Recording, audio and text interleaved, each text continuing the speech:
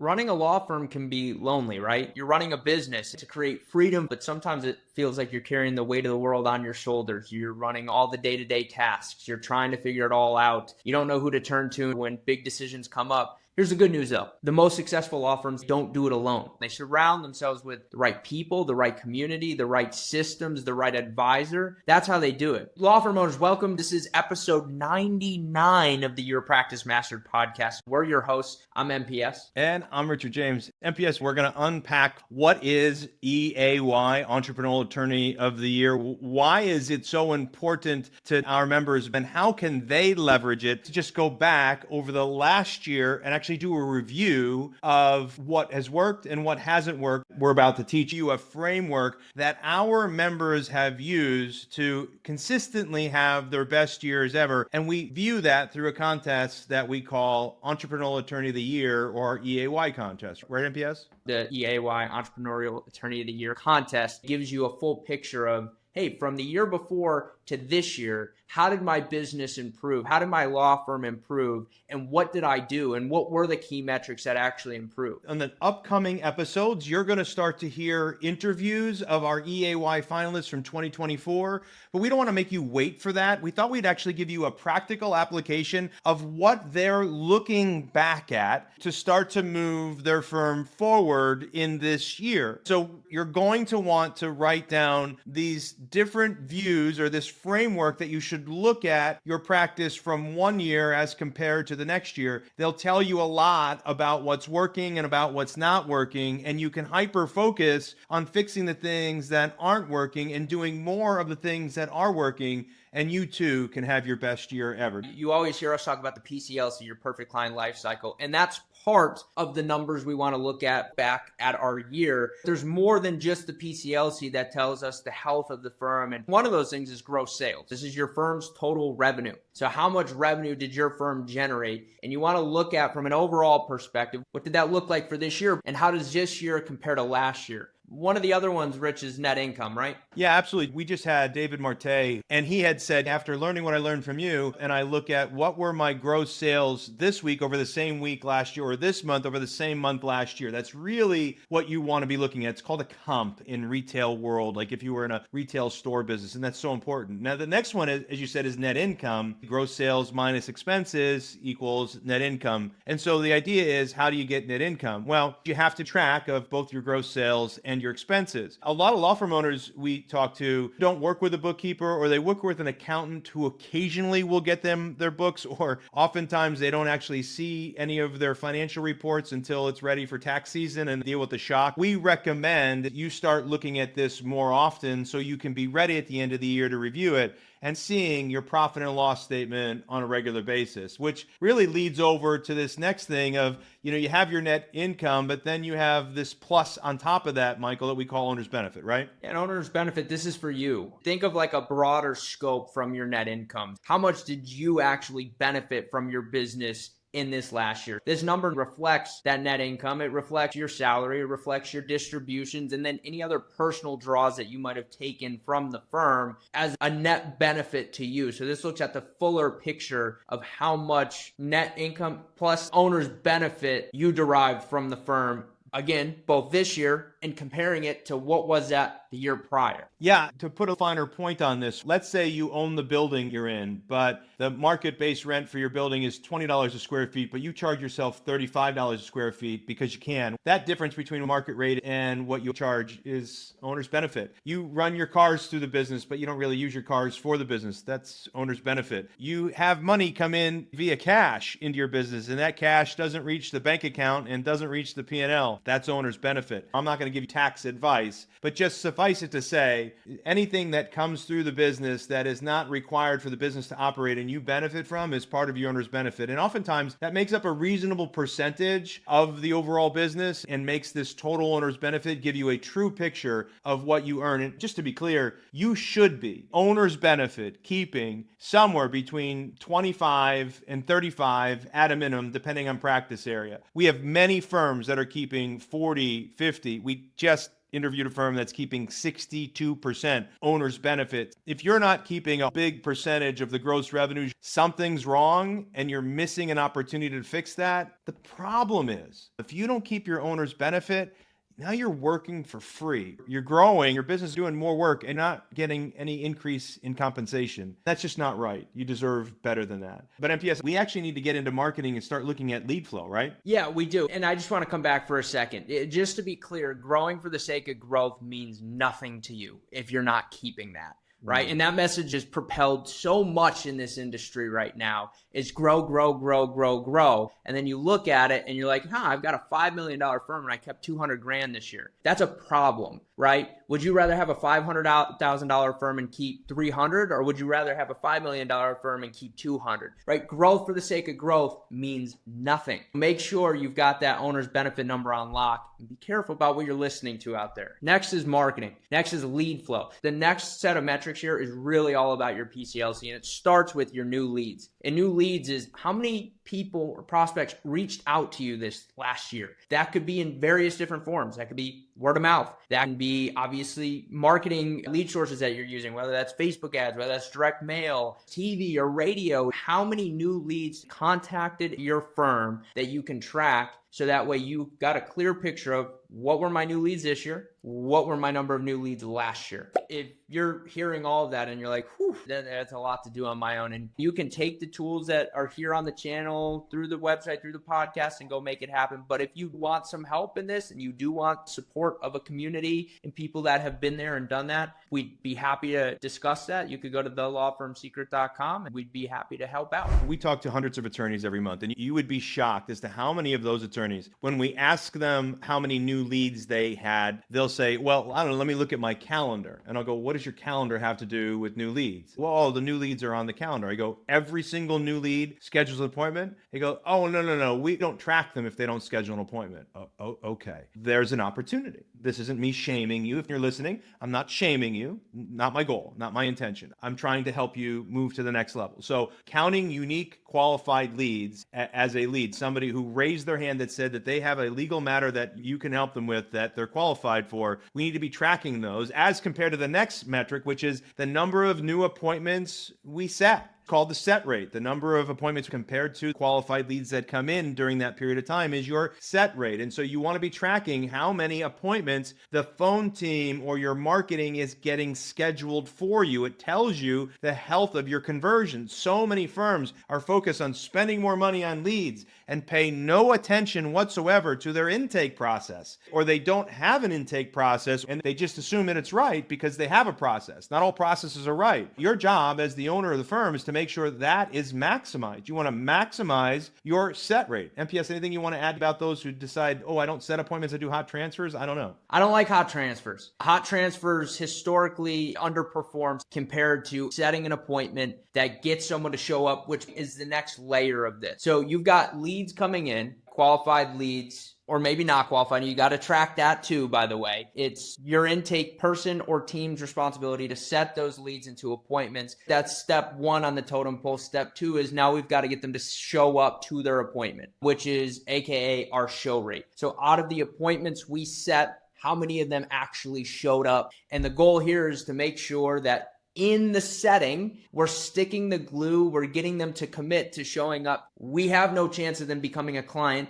if we can't get them to show up. So showing up is now the next layer on the totem pole, which brings us to the final layer, just hires, right? Yeah. And I want to add to what you just said. So, because we're talking about comparing this to the numbers last year, and I don't want to leave that behind. So if somebody says to me, Rich, does that mean you compare all this to last year? Yeah. So if I'm comparing 2024 to 2023, or if I'm comparing the first quarter of 2025 to the first quarter of 2024, I'm looking at not only gross revenue and net income and owner's benefit, but I'm also looking at how many new qualified leads that I get this particular period versus the last period, and how many of those set an appointment. So the number of appointments that were set, and then what was the set rate then? What is the set rate now? And then of the appointments we set, how many showed? What was the show rate then, show rate now, which leads us to this idea of how many retained the firm. What was our hire rate then? What was our hire rate And of course, how many new hires do we have now versus how many new hires do we have then? And so when you're looking at this information, it tells you whether you're growing, whether you're moving in the right direction or you're not. And once you understand that, you're able to determine which changes you should make. You should try to fix the things that are broken, and you should try to do more of the things that are working. Is that correct, MPS? That's correct. And to give you a good baseline for this, what does that mean statistically? Your set rate should be somewhere between 65 and 85% of leads turning into set appointments. Then about 65 to 85% of those, even upwards of 90 if we're doing paid consults, showing up to their appointment. And then once you get them to show up to the appointment, 60 to 80% of those retaining the firm and taking the next step. So that gives you a good picture on, do you have a lead problem or do we have a conversion problem? And I will tell you, most law firms we work with have a conversion problem, but it's easy to have that disguised and think we have a lead problem because we have a conversion problem. The important point here is don't get tricked into thinking that it's always an issue and we just need more leads. That might be the case in certain scenarios, but the majority of the time we have found there's something in intake and or consult/closing that's broken that gives us an opportunity to solve, so that way we can get to those percentages that I just laid out, which lines up perfectly, Rich. Referrals is another important thing to track. If you're not very good at what you do, then people are going to find out. And if you're really good at marketing and sales and you're not very good at what you do, you're just going to speed up the pace at which everybody finds out you're not very good at what you do. Conversely, if you are very good at what you do, you will get referrals. Now, you want to build systems so you get referrals on purpose, but you do want to review the number of referrals you receive this period over last period and review your referral rate of the new hires. What percentage are from referrals and what is that percentage this period and what is that percentage last period? Why this is important, because back in the day, everybody only got business through referrals because you couldn't advertise. Now that you can advertise, we don't want to throw referrals out the window. We want referrals. The question is, how many is healthy? And the answer is somewhere between 20 and 35% feels fairly healthy. There are some firms that have a higher referral rate, and it does depend on practice area. When you're investing money on advertising, you should still get a healthy rate of referrals. It's a signal that you're doing good work. It's also a signal that you've built an excellent system to ask for referrals, because it's really important. And just like asking for referrals is important, asking to get paid is important, right, MPS? It's usually one of the sneaky ones, right? Because if everything else is looking good in that PCLC, but something's not lining up with how much we're actually generating, likely it has to do with your realization rate or how much you collect versus the actual gross sale value you bill. This is where realization rate comes into play. How much money are we actually collecting? This is actually a vital number, right? Because it gives us a really important picture on the health of the business, but also cash flow.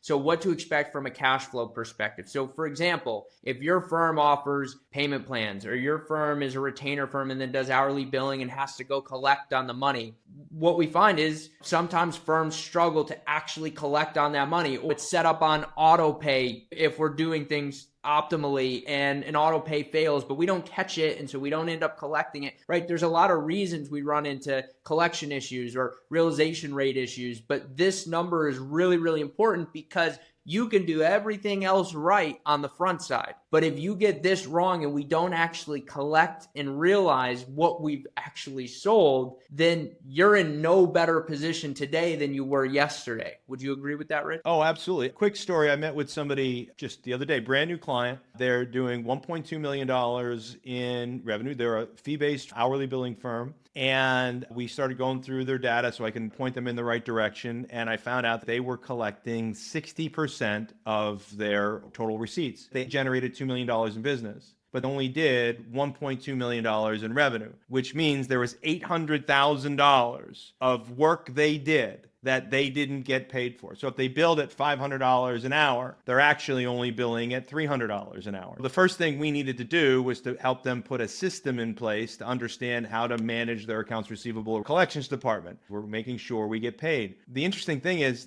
that person, when they fix this, won't have to spend any more money on advertising. They won't have to do anything. And they will, voila, create another $800,000 theoretically, if that's the opportunity. I think the more likely it'll be $600,000 in revenue that they'll create that wouldn't have been there otherwise without changing the number of hours that are billed, the number of clients that come in, the number of leads. None of this will change. And the majority of that $600,000 will flow to the bottom line. When you get your collections right, it makes an awful lot of cash awful quickly. That's why it's so important to watch it period over period. So either year over year, quarter over quarter, or what have you, so that you can see how is your realization rate changing. Realization rate is pretty simple. It's the amount of money we get paid divided by the amount of money we were supposed to get paid. And so that's your realization rate. To be clear, your realization rate within most fee-based law firms is going to be somewhere between 95 and 85%. Like bankruptcy is oftentimes in that 85, 87, sometimes 90, but tough in that 85, 87 range. But like family law should be in that 95% range, right? So it depends on your practice area. Some can get even higher than 95%. Estate planning is certainly one of those that can get that high. But if you're not in that range, you're just leaving an awful lot of money sit out there that you'll never realize. It will always be there and your accounts receivable will just grow. MPS, do we give them guidance all the way through of what their numbers should look, what their set rate should be? I know we talked about owner's benefit, what their show rate should be, what their higher rate should be. Do we talk about that at all or no? We walked through what those gold star metrics should be in percentages. And by the way, props to you if you're here, but for example, if the range is 60 to 80% close rate and you're at 60, congrats. Does that mean there's nothing to optimize? That means there's still an additional 60 to 80%, right? So we still have room to grow in there. So I tell you that because great, that might be one that you hit that key threshold at, but there's still room to grow. Now that you've got these numbers, assuming you went through the exercise, it's time to dig deeper into these numbers and do 3 things to dive deeper. First is determine what's working. Take a look at your firm, compare last year versus this year, or the previous year versus last year, and what worked well. Maybe you saw a great increase in hires. Maybe you saw a great increase in appointments, realization rate, or new leads. Figure out what led to that. Take an actual deep dive and determine what led to the increase and figure out, can you do more of it? Rich, anything you want to add on what's working? Just this. Look, if you're that firm that's sitting there going, guys, that's great, but I don't have any of this data. Like, I don't track anything. I've not heard of these things before. It's not part of my DNA. Our firm never did that. I get it. You're not alone. Here's my advice. Just pick one. One or slash two easiest for you is like, what is your hire rate? Because you should generally know, based on your calendar, who showed up, and you should know how many clients retained your firm. So you should have a general idea of what your hire rate is. The set rate might be harder if you haven't been harvesting your leads. Your P&L might be harder if you've never worked with a bookkeeper or gotten your bookkeeping before. So if I can just get you to start with one piece of data and say, okay, from this point forward, I'm going to start tracking this piece. From this day forward, I'm going to start tracking this piece. And before you know it, you'll start to develop a database of information that will serve you well. But if that's you and you don't have any data right now, know that you can go back and recreate some of it, but don't try to recreate all of it. Just recreate one piece of it and start there. Does that make sense, MPS? It does. And once you've got your data, once you identified what's working, you also have to look at, okay, where did I fall short? Where did the firm fall short? Was it your hire rate? Was it your set rate? Was it your realization rate? And then figure out, is there anything that led to it falling short? And did it fall short compared to the previous year, as in the previous year was better and you did something differently? Or was it that this has consistently been falling short and there's just something that we're not doing that can be a carburetor adjustment, which kind of flows into the third point of what we have to do once we take a deeper dive at this. But we have to identify where we fell short, look at this holistically. And the third layer of this is, okay, what can be improved? So now that we've got our baseline, we went through where percentages should be. You take a look at your numbers, you identify what's working, you identified where you fell short. Now it's time to look at this and say, okay, what can I do to improve? Is it training, coaching? Is it switching a script? Is it actually putting a system in place for something that doesn't exist? Is it hiring someone like a non-attorney salesperson, an intake person? We got to look at what can we start to do to improve this? Is it cutting back expenses to get our profitability number where it needs to be, our total owner's benefit number where it needs to be? Rich, anything you want to add? No, I completely agree with you. You nailed it on the head. I mean, top side numbers are for vanity, bottom side numbers are for sanity, which means that profit is so important. Okay, you've got all this. What you do next is very simple. First, you got to start setting some realistic goals. So identify where you were at in some of these metrics and where do you want to get to. Every increase is an increase. So sure, maybe you're at a 20% higher rate and you want to get to 80%. But let's go from 20% to 40%. That alone, you've doubled your business, right? So let's set realistic goals that you can start to strive for.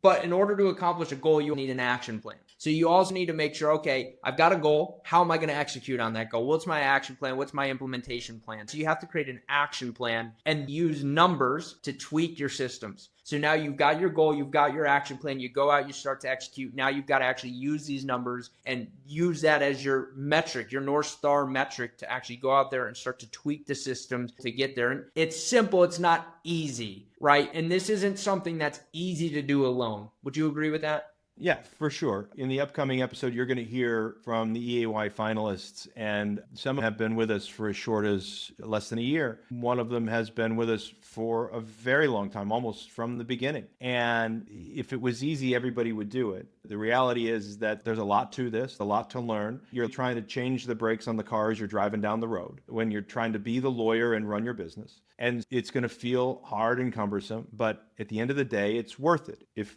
what you would like to do is you would like to break through the barriers that you're facing right now, if you'd like to figure out the next gear of your firm, keep more money to the bottom line, bring on quality team members, reward team members properly, and build a life for your family, and take it one step at a time. You just start with reviewing where you are at, taking stock of where you are right now. It's going to put you on the path that's going to change your life forever. If you're hearing all of that and you're like, whew, that's a lot to do on my own, you can take the tools that are here on the channel, through the website, through the podcast, and go make it happen. But if you want some help in this and you do want support of a community and people that have been there and done that, we'd be happy to discuss that. You could go to thelawfirmsecret.com and we'd be happy to help out.